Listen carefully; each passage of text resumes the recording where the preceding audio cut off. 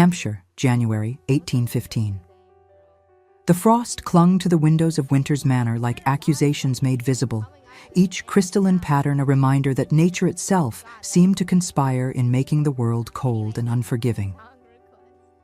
In the drawing room, Dorothea Jane Winters sat by the fire with her embroidery, her fingers moving with practiced precision, while her mind wandered to places far beyond the suffocating walls of her family home. The atmosphere was one of profound, crystalline isolation, mirroring the distance Dorothea felt from the life she was expected to live. At 26, Dorothea had long since accepted what mirrors and family alike had told her with unwavering consistency. She was not beautiful. Not in the way her sister Cecilia was beautiful, with golden curls that caught light like spun sunshine, and eyes the color of summer skies. Not in the way her younger sister Vanessa was beautiful, with raven hair that cascaded in perfect waves and a smile that could charm the sternest of gentlemen. No, Dorothea was plain. Her hair was an unremarkable brown, her eyes a muddy hazel that shifted between green and gray depending on the light, and her features were neither delicate nor striking. She had learned over 26 years to make herself small, to speak when spoken to exist in the margins of a family that valued beauty above all else. The drawing room door burst open with such force that Dorothea startled, pricking her finger with the embroidery needle. A single drop of blood appeared on the white linen she had been working on for weeks, bright and defiant. "Mama says you must come to dinner tonight," Cecilia announced, sweeping into the room in a gown of pale blue silk that complemented her coloring perfectly. "We have important guests." Dorothea carefully placed the embroidery aside, pressing the prick of her finger against a fine handkerchief. "I had planned to take dinner in my room," she said quietly. "I am not feeling particularly well." Vanessa appeared behind Cecilia, her expression one of barely concealed amusement. "Oh, but you simply must attend," she said, her voice laced with false sweetness. "Lord Dalton will be joining us, and you know how Papa values his good opinion." Lord Marcus Dalton was her father's longtime friend, a man of considerable influence in Hampshire society, whose wealth had been built on the suffering of tenant farmers, and whose cruelty was matched only by his ambition. Dorothea had learned to avoid him whenever possible, as his gaze always made her feel as though she were being appraised like livestock at market. "Very well," Dorothea replied, knowing that to refuse would bring her mother's wrath upon her head. "I shall attend." Cecilia smirked. "Do try to make yourself presentable, sister dear. It would not do to embarrass the family in front of such distinguished company." The two sisters departed in a rustle of silk and an air of high satisfaction, leaving Dorothea alone with the fading light and the knowledge that the evening ahead would bring nothing but discomfort. At precisely 7 o'clock that evening, Dorothea descended the stairs in her best gown, a simple affair of gray silk that had been her mother's 10 years prior and had been altered to fit Dorothea's slightly taller frame. She could hear laughter from the dining room, the kind of easy conversation that flowed when people felt themselves among equals. The footman announced her entrance with barely concealed disdain. "Miss Dorothea Winters." The conversation ceased immediately. Her mother, Lady Beatrice Winters, looked up from her place at the table with an expression of mild irritation, as though Dorothea's presence was an unexpected inconvenience. Her father, Lord Edmund Winters, barely glanced in her direction before returning his attention to Lord Dalton. "Ah, the middle daughter," Lord Dalton said, his eyes raking over Dorothea with undisguised assessment. "I had nearly forgotten your existence, Miss Winters. You make yourself so scarce." Dorothea curtsied properly and took her seat at the far end of the table, between her sisters, who immediately angled their bodies away from her as though even physical proximity to plainness might prove contagious. The first course was served, and conversation resumed its previous flow. Lord Dalton held forth on matters of politics and society, his voice filling the room with the confidence of a man who had never been contradicted. Dorothea ate in silence, grateful to be ignored. It was during the fish course that the topic turned to matters of the marriage market. "Have you heard the latest news from Derbyshire?" Lord Dalton asked, leaning back in his chair with the satisfied air of a man about to impart valuable information. The Duke of Langford has announced his intention to remarry. Lady Beatrice's eyes lit up with immediate interest. Sebastian Beaumont? But his poor wife has been dead barely 3 years. Precisely the appropriate mourning period, Lord Dalton replied, and he is in desperate need of an heir. The dukedom requires it. I am told he will be hosting a winter ball at Langford House next month, and that he will be receiving proposals of marriage from the finest families in England. Cecilia and Vanessa exchanged excited glances. Dorothea continued eating her fish. The Duke is known to be most particular, Lady Beatrice said thoughtfully. His first wife had shone as a diamond of the first water. Lady Caroline Fitzwilliam, daughter of the Earl of Ashburn. Such beauty and grace. Indeed, Lord Dalton agreed. Which is why the competition shall be fierce. Already, I am told, portraits have been sent from families as far north as Scotland and as far west as Wales.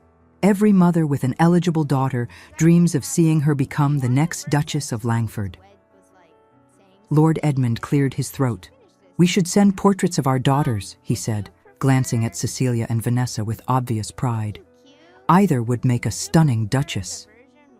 Oh, Papa, Cecilia exclaimed, feigning modesty while her eyes shone with ambition. Do you truly think I might be considered? Why not? Lord Edmund replied. You are beautiful, accomplished, and of good family. Any duke would be fortunate to have you. It was then that Lord Dalton laughed, a sound that carried cruelty in its depths. Why not send all 3 daughters, he said, his eyes glinting with malice as they settled on Dorothea. A gesture of abundance, shall we say?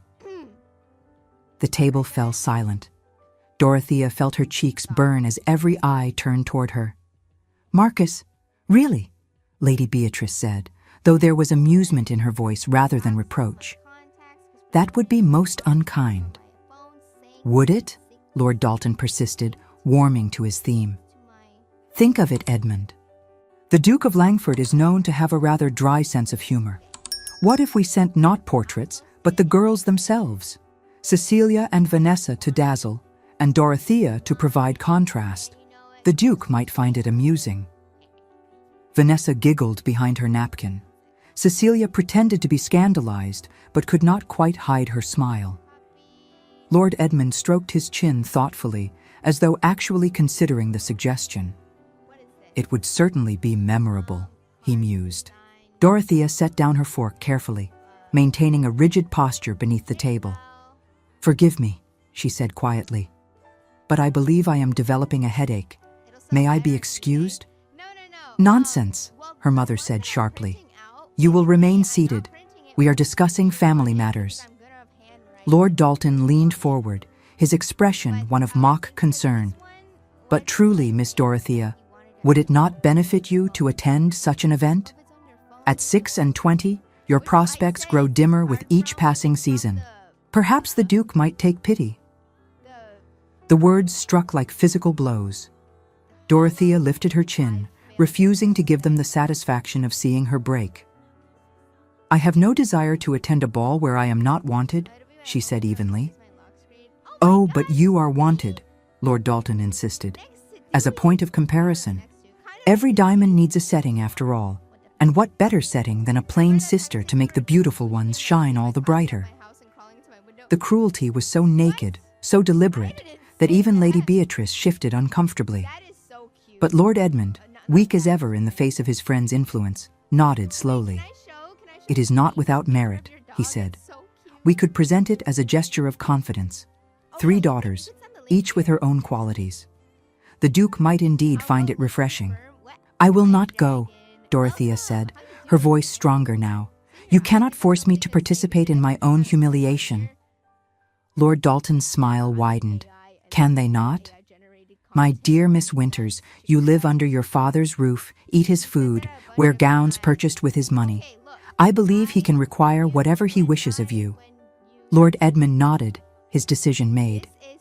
You will attend the ball, Dorothea. You will represent this family with dignity, and you will do as you are bid."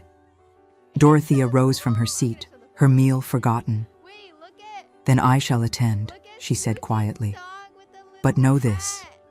When I am humiliated before the entire nobility of England, the shame will fall not only upon me, but upon all of you." She left the dining room without being dismissed, half expecting her father to call her back. He did not. Behind her, she could hear Lord Dalton's laughter and her sister's excited chatter about gowns and jewels and the prospect of becoming a duchess. In her small room on the third floor, Dorothea sat by the window and looked out at the frozen grounds of Winter's Manor. The moon cast silver light across the snow, beautiful and cold, and utterly indifferent to human suffering. For the first time in her life, she allowed herself to cry, not for what she was, but for what she would never be allowed to be.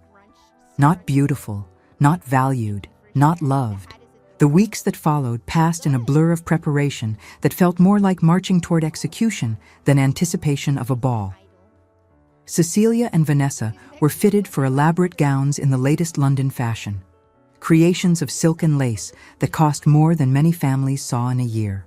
Dorothea was given an altered gown that had belonged to a distant cousin, a serviceable dress of ivory muslin that did nothing to flatter her figure. Her mother supervised the preparations with military precision, drilling her daughters on proper conduct and conversation. Cecilia practiced her curtsy until it was flawless. Vanessa rehearsed witty remarks until they sounded spontaneous. Dorothea was instructed to remain quiet and unobtrusive. "Remember," Lady Beatrice told Dorothea the night before their departure, "you are there to make your sisters shine. Do not draw attention to yourself. Do not speak unless spoken to. And for heaven's sake, try not to look quite so miserable. It reflects poorly on the family." The journey to Derbyshire took 3 days in bitter winter weather. They traveled in the family coach, Dorothea squeezed between trunks and hat boxes, while her sisters occupied the comfortable seats. At night, they stayed in coaching inns where Cecilia and Vanessa shared the best room, while Dorothea slept in a tiny chamber that smelled of mildew and mice. On the afternoon of the 4th day, they arrived at Langford House.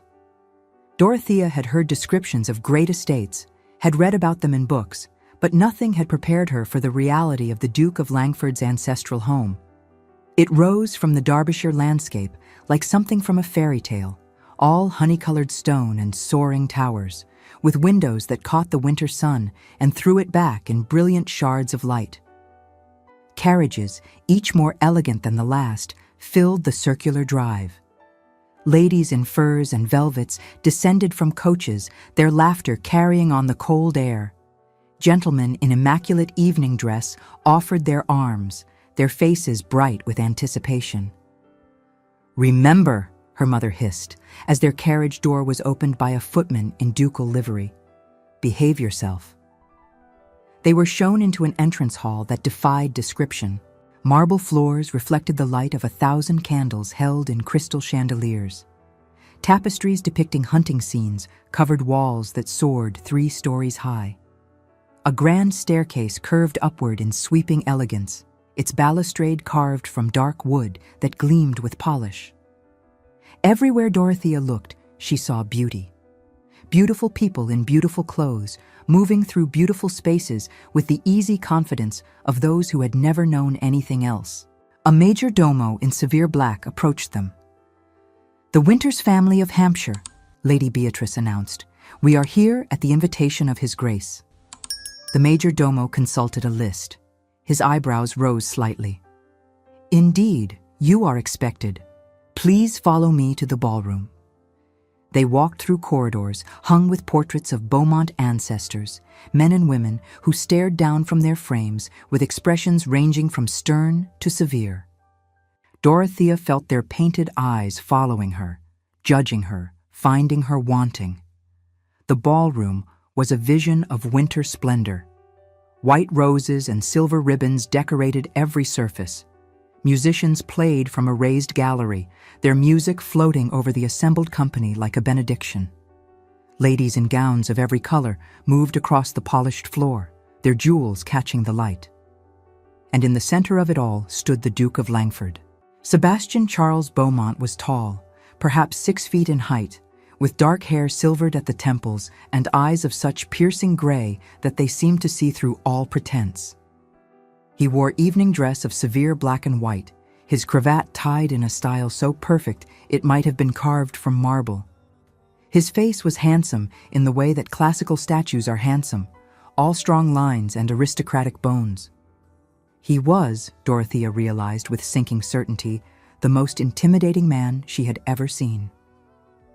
"The Winters family of Hampshire," the major domo announced in a voice that carried across the ballroom. Conversation stopped. Heads turned. Dorothea felt hundreds of eyes assess her family with the practiced precision of the ton. The Duke approached, his expression one of polite interest. He bowed to Lady Beatrice with perfect courtesy. "Madam, you honor my house with your presence." "Your Grace," Lady Beatrice replied, executing a flawless curtsy.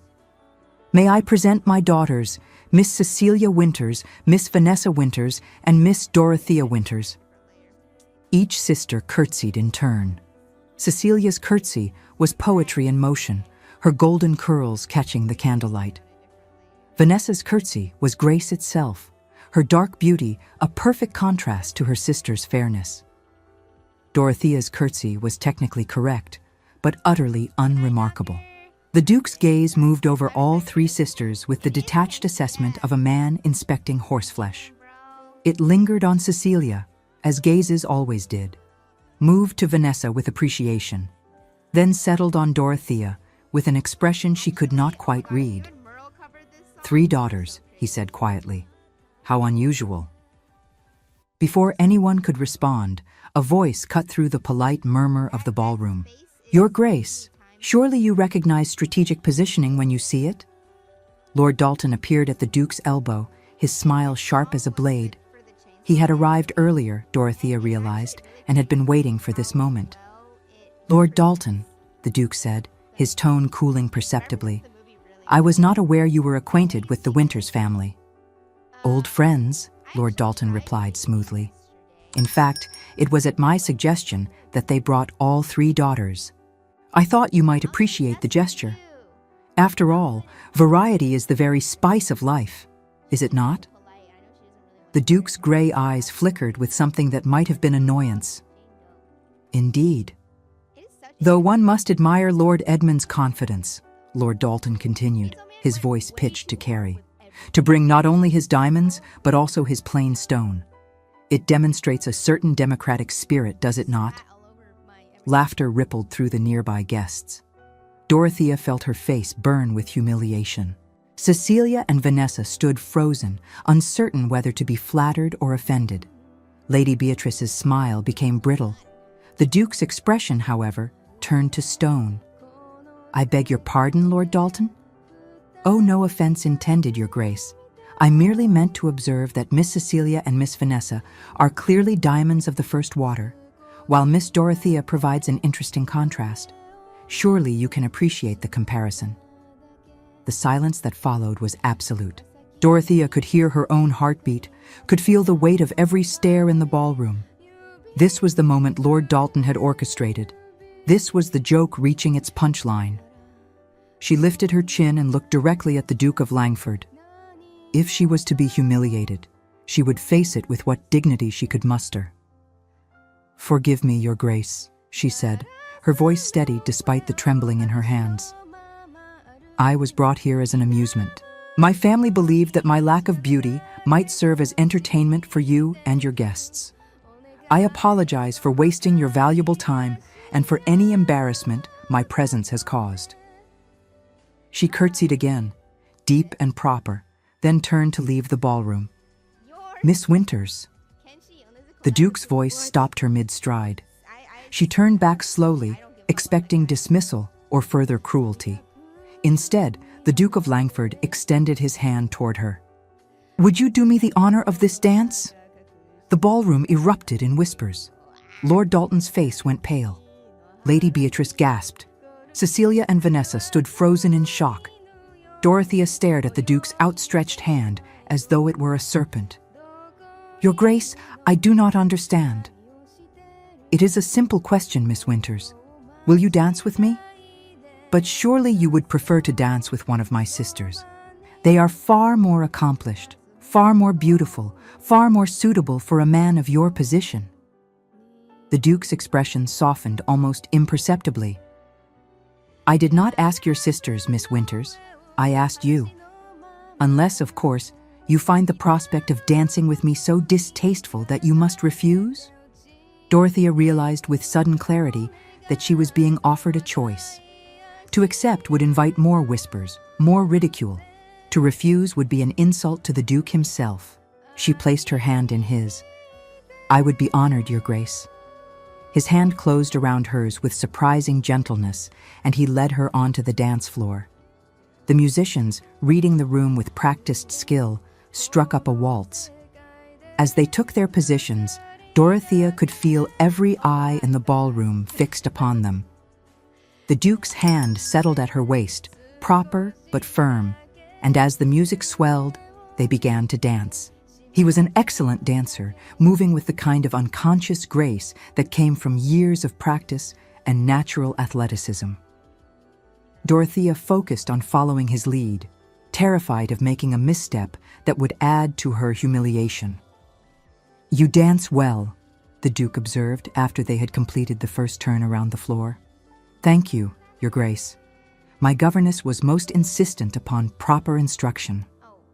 Yet you seem surprised that I asked you. Dorothea met his gray eyes directly. Forgive my bluntness, Your Grace, but yes, I am surprised. Surely you have better options for a dance partner. Better? His eyebrow rose slightly. By what measure? By every measure that society values. Beauty, charm, family connections of greater significance. I am none of those things. You are honest, the Duke said quietly. That is rarer than you might imagine. They danced in silence for several moments, moving through the patterns of the waltz with increasing ease. Dorothea found herself relaxing slightly, though she remained acutely aware of the whispers that followed them around the floor. May I ask you a question, Miss Winters? Of course, Your Grace. Did you come here of your own volition? The question was unexpected, its directness cutting through all social pretense. Dorothea considered lying, then remembered what he had said about honesty. No, she admitted. I came because my father commanded it. To refuse would have brought consequences I was not prepared to face. So you are neither a fool nor a coward, merely a daughter trapped by the circumstances of your birth and the cruelty of those who should protect you. The accuracy of his assessment struck Dorothea like a physical blow. She stumbled slightly, and his hand at her waist tightened, steadying her. Forgive me, she whispered. I am not accustomed to being seen clearly. Then those around you are blind, Miss Winters. A condition all too common among the ton. The waltz ended. The Duke bowed, Dorothea curtsied, and he escorted her back to where her mother stood with barely concealed shock. Thank you for the dance, Miss Winters, the Duke said formally. Then to Lady Beatrice, Madam, would you permit your daughter to remain at Langford House as a guest for the remainder of the week?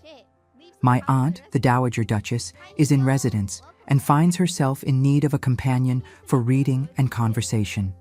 I believe Miss Dorothea would suit admirably. Lady Beatrice managed a tight smile. Your Grace, we had planned to return to Hampshire on the morrow. Then you may return, and Miss Dorothea shall follow when the week concludes. Unless, of course, the young lady herself objects.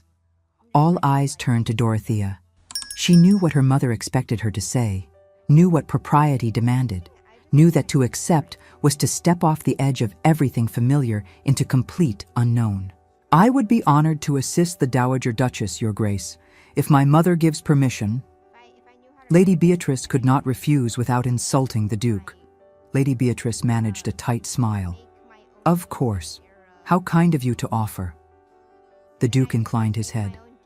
Then it is settled. Miss Winters shall remain as my aunt's guest. I shall have her things brought to the East Wing chambers." He departed to greet other guests, leaving Dorothea standing with her family in stunned silence. "What have you done?" Cecilia hissed as soon as the Duke was out of earshot. "What she was told to do," Vanessa said bitterly. "Though I cannot fathom why the Duke showed her such attention. It makes no sense." Lady Beatrice gripped Dorothea's arm hard enough to bruise. "You will comport yourself with absolute propriety. You will not embarrass this family further, and you will remember your place." "Yes, Mama," Dorothea replied quietly. That night, alone in a bedchamber more luxurious than any she had ever occupied, Dorothea stood at the window and looked out over the moonlit grounds of Langford House. Below, the last carriages were departing, bearing away the families whose daughters had not been chosen for any particular attention. She did not understand what had happened, did not know why the Duke had singled her out for that waltz, or why he had invented a need for her to remain at his estate. But for the first time in years, Dorothea felt something stirring in her chest that might have been hope. The week that followed passed like a dream from which Dorothea feared she might wake at any moment. The Dowager Duchess of Langford, a formidable woman of 73 with silver hair and eyes as gray as her nephew's, proved to be nothing like Dorothea had expected. "So, you are the plain daughter," the Dowager said upon their first meeting in her private sitting room, a space filled with books and afternoon light. Dorothea curtsied. "Yes, Your Grace." The Dowager fixed Dorothea with a penetrating gaze, the expression one of testing her character and intellectual curiosity. "Good. I cannot abide beautiful women who think beauty entitles them to stupidity. Sit down, child. We shall see if my nephew's judgment was sound."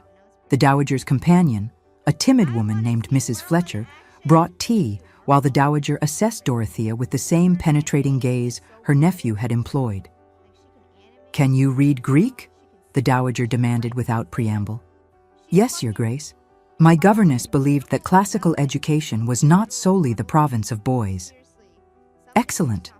We shall read Euripides together. Can you play chess?" "Tolerably well, Your Grace." "We shall see. Can you manage conversation on topics beyond fashion and gossip?" "I believe so, Your Grace."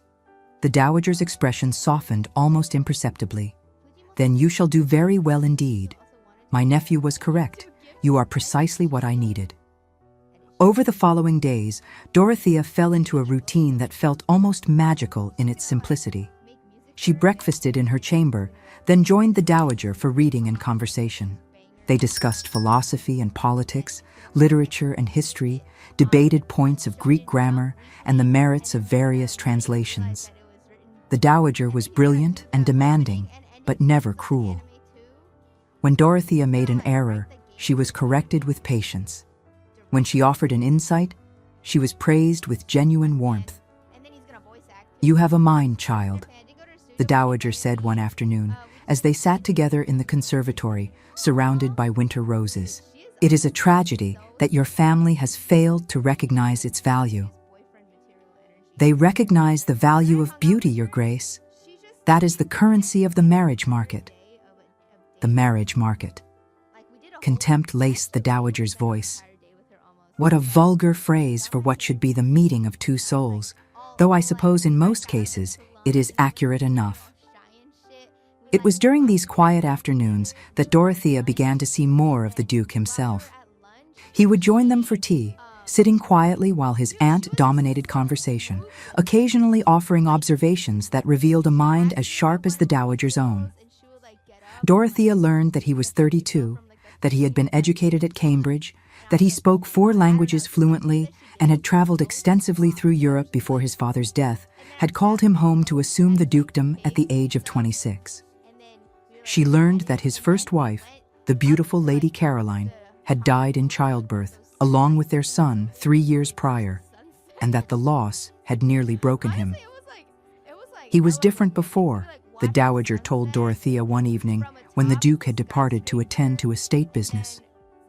Lighter, more given to laughter. Caroline's death changed him into what you see now, serious, distant, wary of connection. He must have loved her very much, Dorothea said quietly. He did, though whether she loved him with equal depth, I could never quite determine. Caroline was beautiful and accomplished, but she was also conventional. She wanted the title, the position, the admiration of society.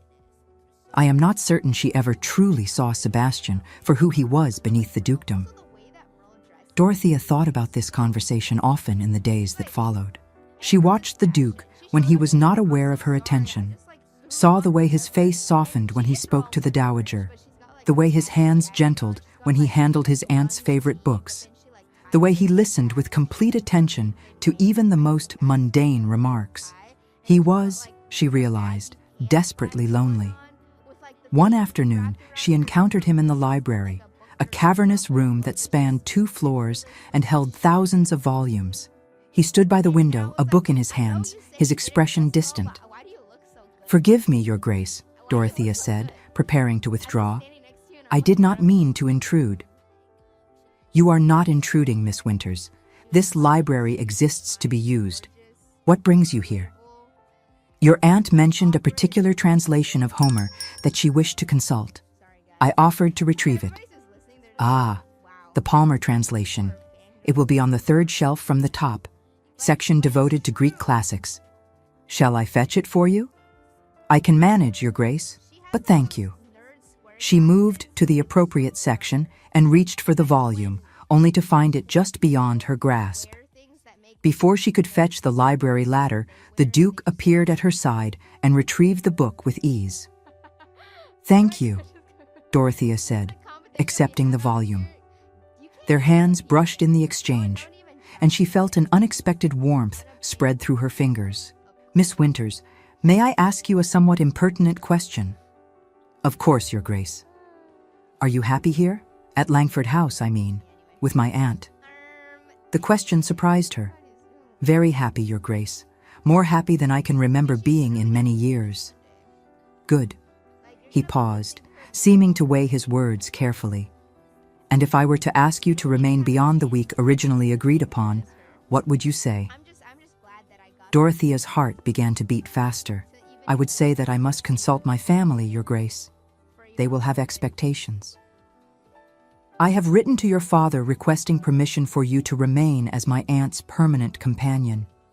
He has agreed in exchange for an agreeable settlement that benefits your family." The warmth that had spread through her at his touch turned to ice. "I see. So I am to be purchased." "That is not how I would characterize the arrangement, Miss Winters." "How would you characterize it, Your Grace?" "My father has sold me into service because I am of no value to him otherwise." The Duke's expression tightened. "You do yourself and me a disservice with that interpretation. I am offering you a position of respect and comfort with duties that suit your considerable talents. Your father receives compensation for the loss of your presence in his household. It is a business arrangement that benefits all parties.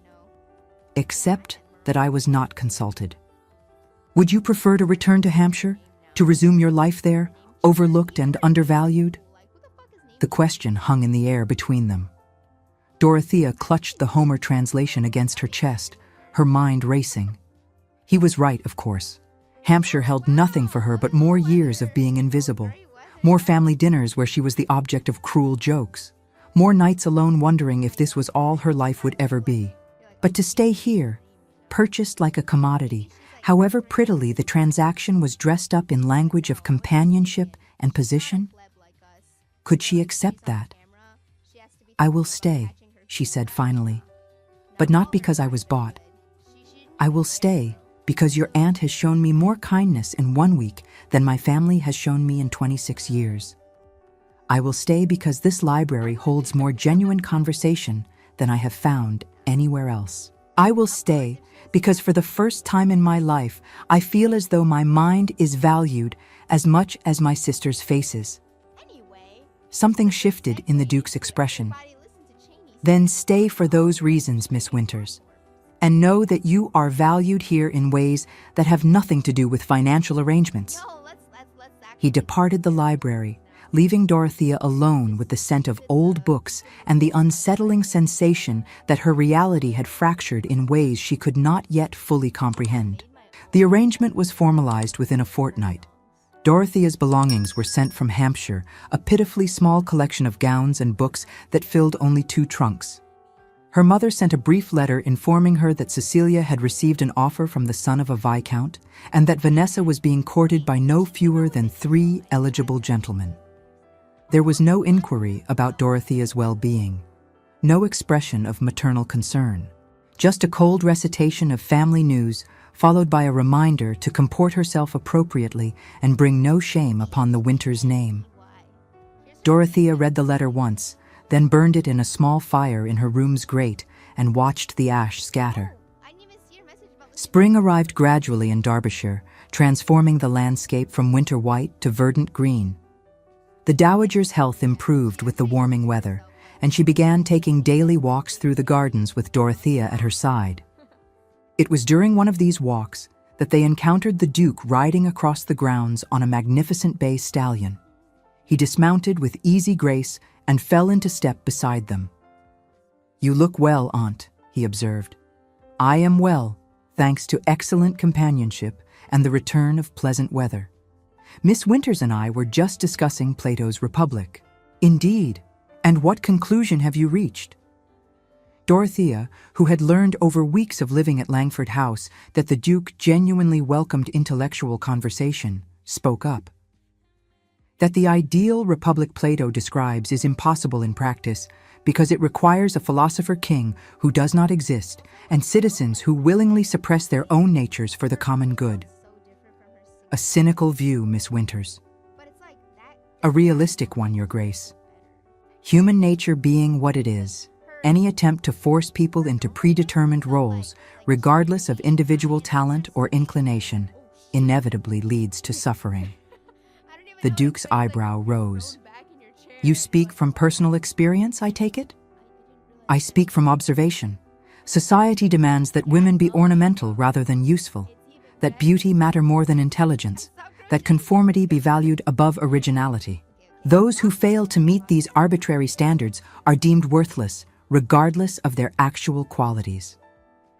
And yet here you stand, Miss Winters, valued by my aunt and welcomed in my home despite your refusal to conform to society's narrow expectations. Perhaps there is hope for us all." Dorothea felt heat rise to her cheeks. "You are kind to say so, Your Grace." "I am not kind, Miss Winters. I am merely honest. It is a quality I find we share." The dowager smiled knowingly and excused herself, claiming fatigue, though her eyes sparkled with amusement. "I shall rest in the Rose Garden Pavilion. You two continue your walk." They walked in silence for several minutes, following a path that wound through beds of early roses just beginning to bloom. The air smelled of earth and growth and possibility. "May I confess something to you, Miss Winters?" "Of course, Your Grace." "That first night when I asked you to dance, it was not an act of kindness. It was an act of anger." Dorothea looked at him in surprise. "Anger, Your Grace?"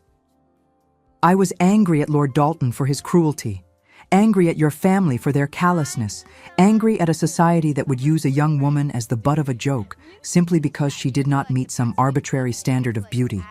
He paused, his jaw tight. "But more than that, I was angry at myself." "I do not understand." "I was angry because I saw in you a reflection of what I had become. Someone going through the motions of life, existing rather than living, accepting the judgment of others rather than asserting their own value." He turned to face her fully. "When you stood in that ballroom and told me with such dignity that you had been brought there as an amusement, you showed more courage than I had shown in 3 years of hiding behind my grief." Dorothea found she could barely breathe. "Your Grace, I do not know what to say." "Say nothing. Just know that having you here, watching you come alive in conversation with my aunt, seeing you discover the library and the gardens and take joy in simple pleasures, has reminded me that life continues, that there is value in connection, that not all endings must be tragic." He offered his arm, and she took it, feeling the solid warmth of him through the fabric of his coat. They walked back to the house in companionable silence, and Dorothea wondered if perhaps, just perhaps, her life was becoming something other than what she had resigned herself to accepting. But as spring deepened into early summer, storm clouds were gathering on the horizon. Lord Marcus Dalton had not forgotten the humiliation of being rebuked by the Duke of Langford at the winter ball. He had not forgotten that his cruel joke had backfired, that the plain daughter he had used for amusement was now residing at Langford House as a valued companion to the Dowager Duchess. And he had not forgotten that he had debts to pay and ambitions to fulfill. His niece, Lady Isabel Dalton, was a beauty of the first water and the daughter of his late brother, a man who had married well and left a considerable fortune. Lady Isabel was also 20 years old, accomplished, and desperate to become a duchess. Dalton had been cultivating a match between Isabel and the Duke of Langford for months before the winter ball. The Duke's continued bachelorhood represented not just a lost opportunity, but a potential financial disaster for Dalton, who had borrowed heavily against the expectation of favorable family connections. The presence of Dorothea Winters in the Duke's household threatened everything. Dalton began his campaign subtly. He wrote to Lord Edmund Winters, reminding him of old debts and suggesting that perhaps his middle daughter's prolonged residence at Langford House was not entirely proper. He hinted that people were beginning to talk, that reputations might be damaged. Lord Edmund, weak and easily manipulated, grew concerned. He wrote to Dorothea demanding that she return home immediately. Dorothea showed the letter to the Dowager, who snorted in contempt. "Your father is a fool being played by a knave. We shall ignore this entirely." But 3 days later, a second letter arrived, this time threatening to come to Langford House personally and remove Dorothea by force if she did not comply. The Duke was informed. His response was immediate and decisive. "I shall write to your father myself and make clear that you are here as an honored guest and employee of this household. He has no authority to command your return." But before the Duke's letter could be sent, disaster struck from an unexpected quarter. A rumor began to circulate through the ton, whispered in drawing rooms and exchanged in carefully worded letters. It was said that Lord Edmund Winters had defaulted on significant gambling debts, that he owed money to half the gentlemen's clubs in London, that his honor was in question. The source of these rumors could not be traced, but their effect was immediate and devastating. Lord Edmund found himself cut by former friends, his credit withdrawn, his name mentioned only with disdain. And because honor was a family matter, the scandal touched everyone who bore the Winters name, including Dorothea. The Duke's Council of Advisors, a group of elderly gentlemen who managed the business affairs of the dukedom, requested an urgent meeting. They gathered in the Duke's study, their faces grave. "Your Grace," began Lord Hartley, the senior counselor, "we must address a delicate matter. The rumors surrounding Lord Winters and his alleged debts have created a situation that impacts this household." "How so?" the Duke asked, though Dorothea, standing quietly in the corner where she had been transcribing correspondence, already knew where this was leading. "Miss Dorothea Winters resides here under your protection. Her continued presence associates your name and your aunt's name with scandal. We must ask that you terminate her employment and send her away from Langford House immediately." The Duke's expression turned to stone. "You would have me dismiss an innocent woman because of unproven accusations against her father? The accusations may be unproven, but the damage to reputation is real, Your Grace. Already there is talk. Some say you have been bewitched.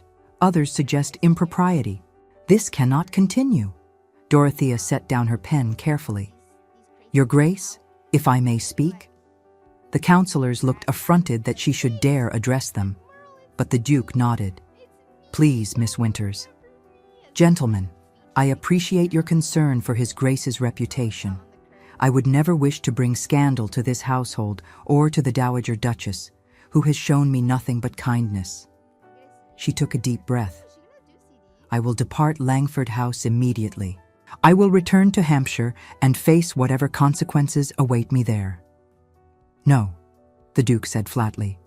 "Your Grace, I must insist," Lord Hartley began. "And I must insist that you remember your place, Lord Hartley. You advise me on business matters. You do not dictate my personal decisions or the composition of my household." "But Your Grace, the scandal." "The scandal is manufactured nonsense, and I will not give it credence by capitulating to pressure. Miss Winters has done nothing wrong. She will remain at Langford House for as long as she chooses to stay." The councillors exchanged worried glances. Lord Hartley tried once more. "Your Grace, please consider. Lady Isabel Dalton represents an excellent match. Her uncle, Lord Dalton, has significant political influence. An alliance with that family would benefit the dukedom immensely.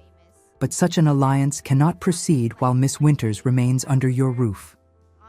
Understanding dawned in the Duke's gray eyes. "I see. So this is about arranging my marriage to suit your business interests?" "We seek only the good of the dukedom, Your Grace." "Then trust my judgment when I tell you that the good of the dukedom does not require me to marry where I do not choose or to abandon those who have earned my respect and friendship." The Duke's voice was firm, resting on his own sense of integrity. Lord Hartley's expression hardened.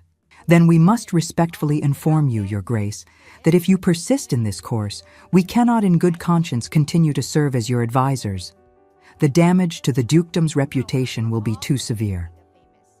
"Then I accept your resignation, Lord Hartley, and those of any other councillors who share your views." 5 of the 7 councillors rose and departed, their faces set in disapproval. The 2 who remained, younger men who had joined the council more recently, looked shaken but stayed seated. When the door closed behind the departing councillors, the Duke turned to Dorothea. "I apologize that you were subjected to that affront." Dorothea stood, her hands trembling. "Your Grace, this is madness. You cannot lose your entire council over me. I am not worth such sacrifice." The Duke focused his gaze, ensuring she understood his meaning. "That is where you are wrong, Miss Winters. You are worth precisely that sacrifice and more. But the rumors about my father are almost certainly false, and even if they were true, they say nothing about your character or your value." Dorothea felt tears prick her eyes. "You do not understand. My presence here damages you. The tongue will whisper, your position will be weakened. And for what? For a plain spinster who contributes nothing of significance?" The Duke crossed the room in 3 strides and captured her hands. "You contribute more than you know, Dorothea. You have brought life back to this house. You have given my aunt joy in her final years. And you have reminded me that there is more to existence than duty and grief." It was the first time he had used her given name. The sound of it on his lips did something strange to her heart. "I cannot ask you to sacrifice so much," she whispered. "You are not asking. I am choosing. There is a difference." But even as he spoke, Dorothea knew that she could not allow him to destroy himself for her sake. She could not be the reason his council abandoned him, his reputation suffered, his political alliances crumbled. That night, she made her decision. She would leave Langford House, not because she was ordered to, but because staying would harm the man who had shown her the first genuine kindness she had known in years. She would slip away quietly, return to Hampshire, and face whatever awaited her there. It was the only way to protect him. She packed her few belongings in the dark hours before dawn, moving as silently as possible. She had written 2 letters, one to the Dowager thanking her for everything, one to the Duke trying to explain why she had to go. She was halfway down the servants' stairs when a voice stopped her. "Running away, Miss Winters? How disappointing." Dorothea spun to find the Duke standing in the corridor, fully dressed despite the early hour, his expression unreadable. "Your Grace, I did not mean to wake you." "I was not asleep. I have not slept well since yesterday's meeting." He gestured to her bag. "Going somewhere?" "Back to Hampshire, where I belong." "That is the second falsehood you have told in as many sentences. You did mean to leave without saying goodbye. and Hampshire is not where you belong." Dorothea set down her bag, suddenly too exhausted to maintain pretense. "What would you have me do, Your Grace? Stay here and watch as your life unravels because of me? Stay while the ton whispers and your reputation crumbles? I cannot do it. I will not be the instrument of your downfall, and I will not allow you to sacrifice yourself for my sake." He moved closer, his gray eyes intense in the dim corridor. "Dorothea, listen to me. The rumors about your father are fabrications, almost certainly engineered by Lord Dalton to force you from this house. Do you understand what that means? That he is cruel and manipulative. I already knew that.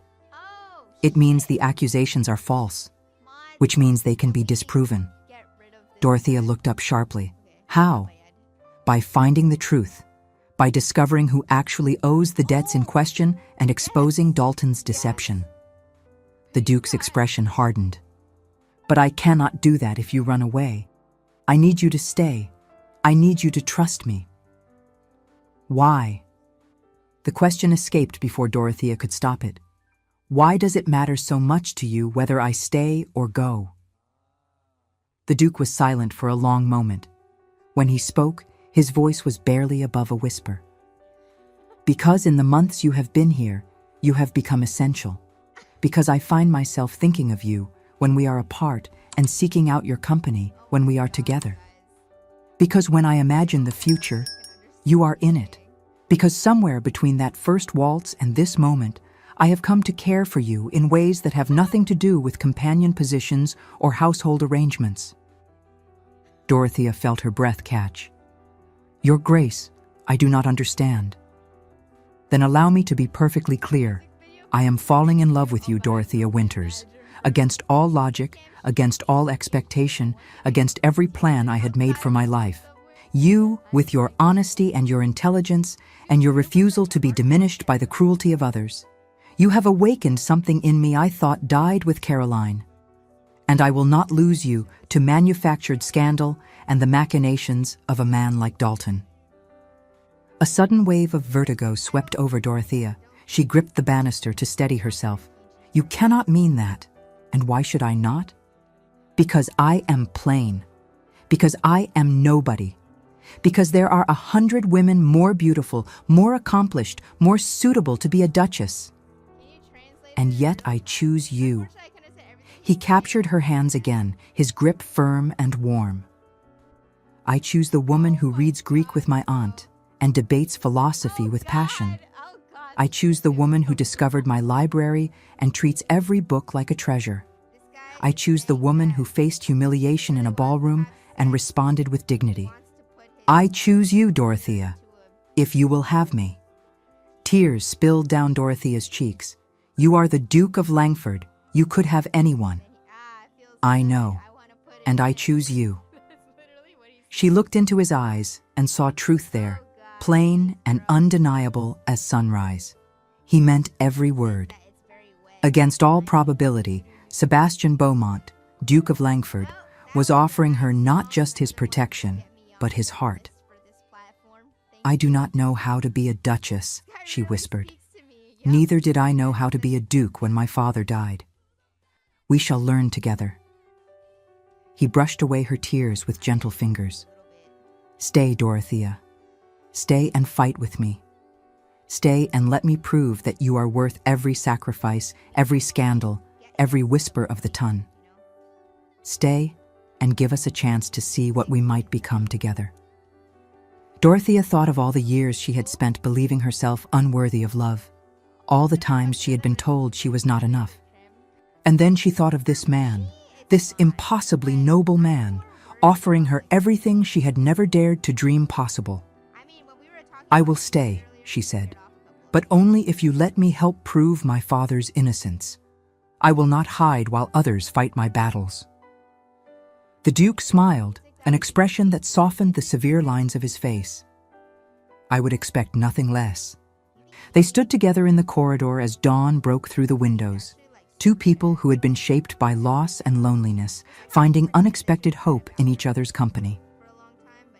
The investigation into Lord Edmund's alleged debts took Dorothea and the Duke to London, where the financial records of the gentlemen's clubs were kept.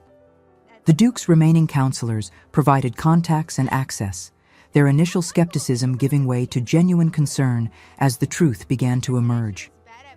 The search for the perpetrator required Dorothea to apply her analytical mind to the scattered and often confusing ledger entries, providing a key insight that narrowed the Duke's focus considerably. Lord Edmund had never gambled in his life. Every supposed debt was a fabrication, documented with forged signatures and false witnesses.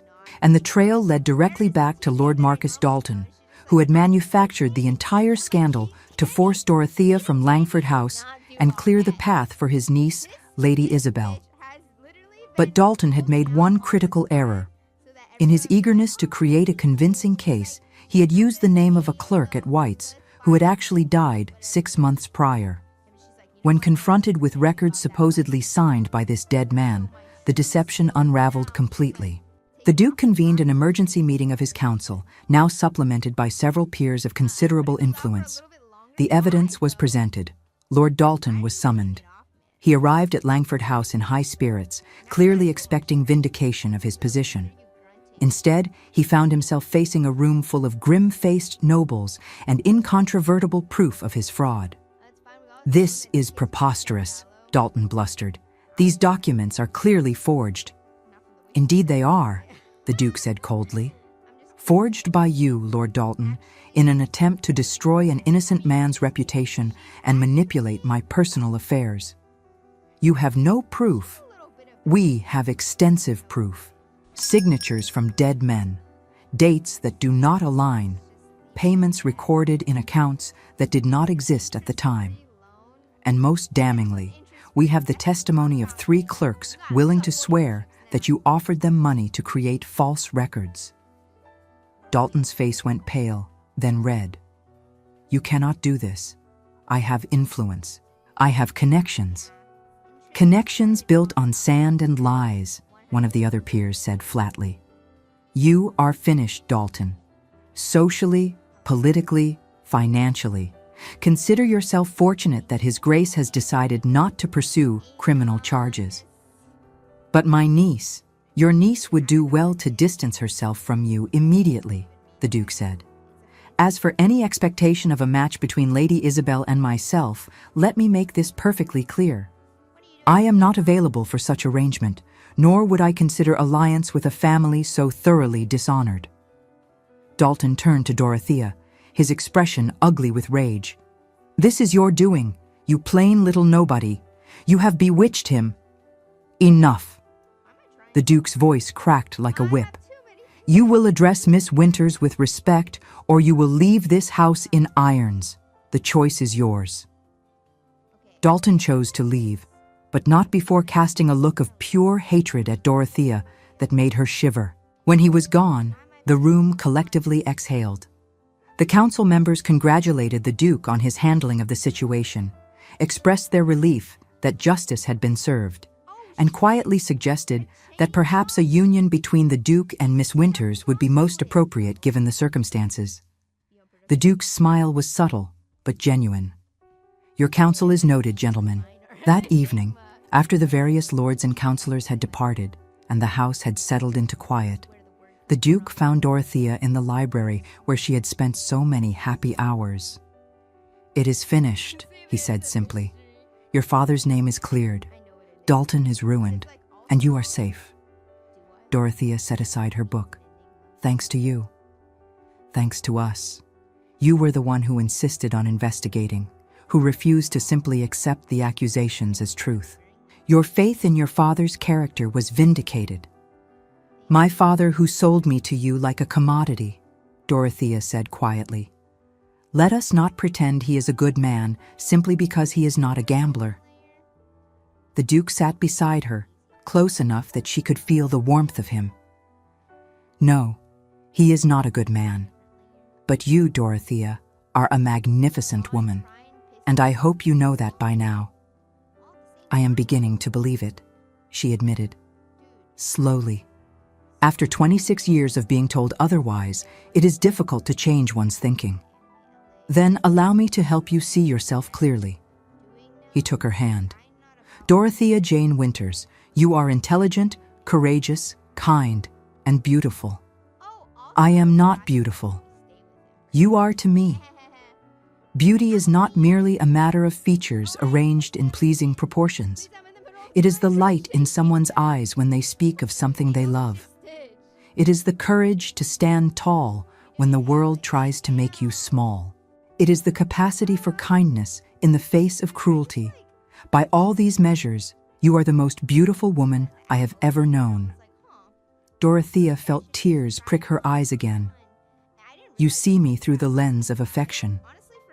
I see you clearly for the first time in your life, and I am asking you to see yourself the same way. He paused, his gray eyes serious.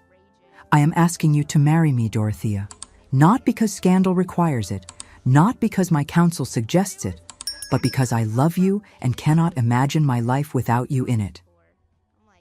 This was the moment Dorothea had never allowed herself to dream of. The moment when someone saw her completely, knew her fully, and chose her anyway. The moment when plain Dorothea Winters was offered everything she had been told she could never have.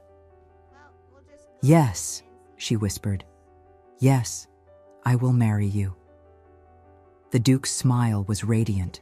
He pulled her into his arms and kissed her, gentle and reverent, as though she were something precious that might break. When they finally drew apart, Dorothea laughed through her tears. The Tun will say you have gone mad. The Tun may comment as they wish. I concern myself with my own honor, not their gossip. I am marrying the woman I love, and that is all that matters. The wedding was planned for late spring, giving sufficient time for proper arrangements and for the scandal surrounding the Winters family to fully dissipate. The Dowager Duchess took immense pleasure in overseeing the preparations, insisting that Dorothea should have everything a duchess deserved. I always knew Sebastian would choose wisely when he finally made his selection, the Dowager told Dorothea during a fitting for her wedding gown.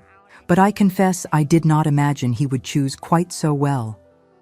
I still fear I shall wake and find this all a dream, Dorothea admitted. Then allow me to pinch you and confirm it is reality. You are loved, child, deeply and genuinely loved. Accept it as your due. The days leading up to the wedding were a whirlwind of activity. Invitations were sent to the highest families in England.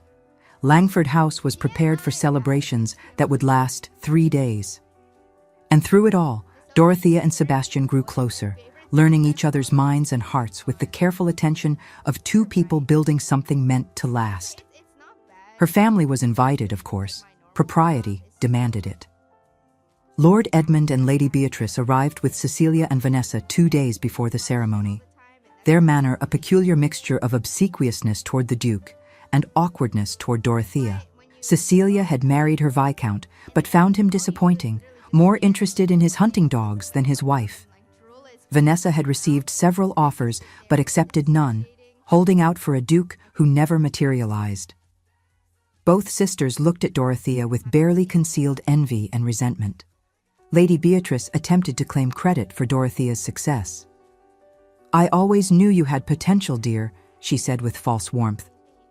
I simply wanted you to develop your character before putting you forward. You wanted me to develop my invisibility, Dorothea corrected quietly. But I am grateful for it now. Being overlooked taught me to value substance over appearance. It taught me who I truly was beneath the judgments of others. So thank you, Mama, for the lessons you never intended to teach. Lady Beatrice had no response to that. Lord Edmund, for his part, seemed genuinely chastened by the scandal that had nearly destroyed him. He approached Dorothea privately on the eve of the wedding. I owe you an apology, he said stiffly, for years of neglect, for cruelty, for failing in my duty as a father. Dorothea studied the man who had given her life, but little else. I forgive you, Papa, not because you deserve forgiveness, but because I deserve peace. You have become something extraordinary, he said quietly, something I had no hand in creating. The Duke is a fortunate man. No, Papa, I am the fortunate one. He sees me, truly sees me. That is rarer than any title or fortune. Not a plain woman trying to hide her inadequacies, but a woman of substance and strength, about to embark on a new chapter of life. The chapel at Langford House was filled to capacity. Nobles from across England had come to witness the unlikely union of the Duke of Langford and the formerly scorned daughter of Lord Winters. The whispers had been abundant in the weeks leading up to the ceremony, but they had largely given way to acceptance and even approval once the truth about Lord Dalton's deception had spread through the ton. Dorothea walked down the aisle on her father's arm, past faces both familiar and strange, until she reached the altar where Sebastian waited. He looked magnificent in his formal attire, but it was the expression on his face that commanded her attention. Pure joy, undisguised love, complete certainty. The ceremony proceeded with traditional solemnity. When it came time for vows, Sebastian took her hands and spoke in a voice that carried to every corner of the chapel. Dorothea, you have taught me that true beauty lives not in mirrors, but in truth. You have shown me that courage comes not from strength, but from refusing to be diminished. You have reminded me that life continues, that love is possible, that choosing substance over appearance is the only choice that matters. I vow to see you always as you truly are. I vow to protect and cherish you. I vow to build a life with you based on honesty and respect and genuine partnership. This I swear before God and these witnesses. Dorothea's voice trembled as she made her own vows. Sebastian, the wedding day dawned. You have taught me that I am worthy of the kind of perfect spring morning. You have shown me that designed for new beginnings, even in cruel worlds. Dorothea stood in her chamber, you have given wearing me the a gown of ivory silk in my own value that the dowager had commissioned from the finest modiste in London. I vow to challenge and support elegant. I vow to build a life with you based on the principles we both hold dear. She looked at herself in the mirror. This I swear before God for the first time witnesses what Sebastian saw. The Archbishop pronounced them husband and wife. Sebastian kissed her gently, and the chapel erupted in applause. As they walked back down the aisle together, now Duke and Duchess of Langford, Dorothea caught sight of her sisters' faces. Cecilia looked wistful. Vanessa looked bitter. Lady Beatrice attempted to smile, though it did not reach her eyes. Dorothea felt not triumph, but a profound sense of liberation. She had escaped the prison of their judgment.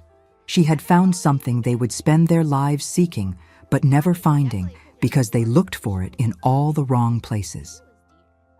The celebration lasted 3 days, as planned. The people of Derbyshire turned out in force, lining the streets to cheer their new Duchess. Dorothea had spent months visiting the villages near Langford House, had brought medicines to the sick and food to the hungry, had treated tenant farmers and their families with genuine respect and kindness. They loved her not because she was beautiful, but because she was good. And that love was returned 1,000-fold. On the third evening, as the last guests departed and the house finally fell quiet, Sebastian found Dorothea on the terrace overlooking the gardens. The spring air was soft and sweet, carrying the scent of roses just beginning to bloom. "Are you happy?" he asked, slipping his arms around her waist from behind. Dorothea leaned back against him, feeling safe and cherished and completely at peace. "More happy than I ever imagined possible." "No regrets?" "None.